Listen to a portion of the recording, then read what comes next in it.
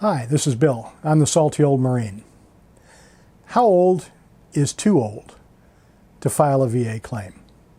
Now, I think that's a really good question, and especially because I've noticed by checking the metrics of this YouTube channel that an awful lot of us who are viewing this channel are, let's say, a little on the older side. We're a little more experienced. We've been around the block a few times.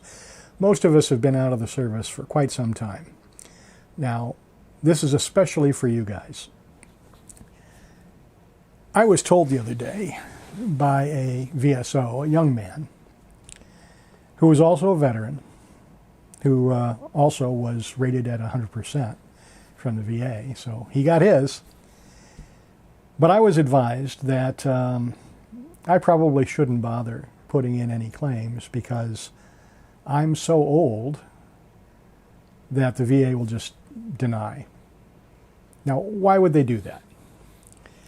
The fact is, he's not entirely wrong. He did make a valid point, and it's important to recognize it.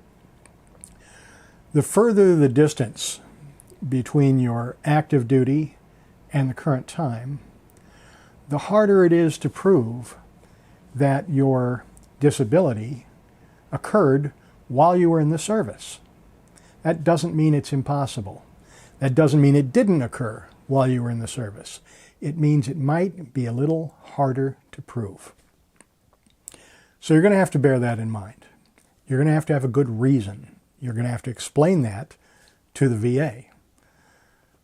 Okay, I've been out since 1985. Well, that's 40 years ago for me. So now I'm claiming tinnitus. How does the VA know that I didn't get tinnitus from going to the latest concert without any earplugs and sitting up next to the speakers and putting my head inside the speaker and just blowing my eardrums out? How do I know? How does the VA know? Remember, disability is granted based on a current disability and a link to an in-service event. So how does the VA know that what I'm claiming happened while I was in the service? If you're a young man, a young woman, and you get out of the service and you're within a year of your discharge, they'll accept your statement. That's what I'm told. 1 year. You get 1 year. After that, then you have to try a little harder. And when it's 40 years later, well, that's a little more of a chore. In my case, the reason I didn't claim tinnitus, as an example, for 40 years is because I didn't know I could. I've had tinnitus since I was in the Marine Corps. I got tinnitus because I was on the range, the rifle range in boot camp, and my left earplug fell out. It was those foam earplugs, if you remember those. My earplug fell out, and I reached down to pick it up. And I was on the range. I mean, I was actually in position firing. And so I reached down to pick it up, and my drill instructor started yelling at me about touching my face. He had this really big thing about people touching their faces. So I had to stop, which meant I had no earplug.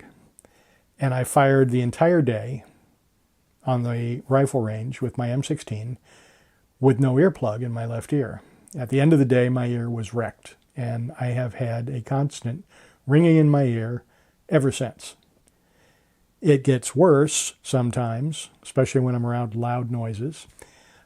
Sometimes I don't pay attention to it, but all I have to do is think about it, and it's there.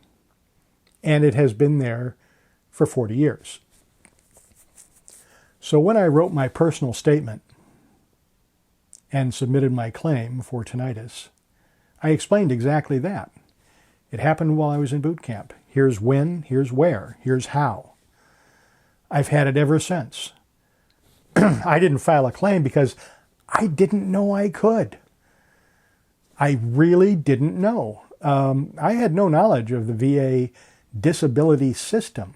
It was invisible to me, didn't exist. Nobody ever told me, did you know you could get a 10% disability for tinnitus? Nobody told me this. And I didn't have the curiosity, I guess, to go looking for it. So, once I did figure that out, which was accidental, by the way, well, then I filed the claim. Now, when I filed my claim, the VA scheduled me for a compensation and pension exam, a C&P exam, and I went to it, and the audiologist asked me the same question. Why did you wait so long? It's a fair question, right? So I explained it, again, just the way I just explained it to you. And apparently, that was considered acceptable. So on the strength of my personal statement about tinnitus, the VA did in fact grant me a 10% disability for tinnitus. That is a positive thing, right? Similarly, I was recently granted a VA disability for PTSD for incidents that occurred while I was on active duty. And again, huge gap in time, right? Between in this case, 1979, when it occurred, and, well, this month, 2025.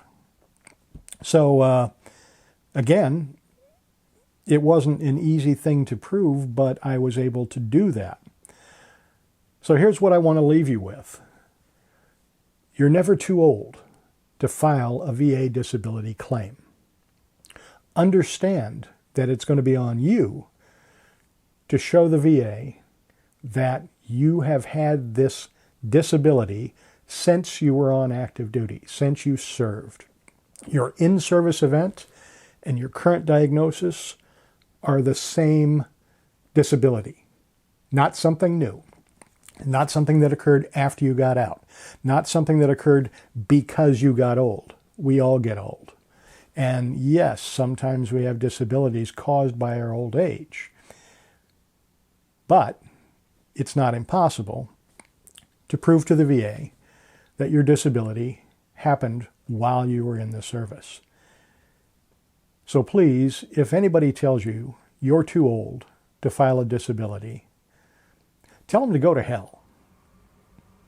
This is Bill. I'm the salty old Marine.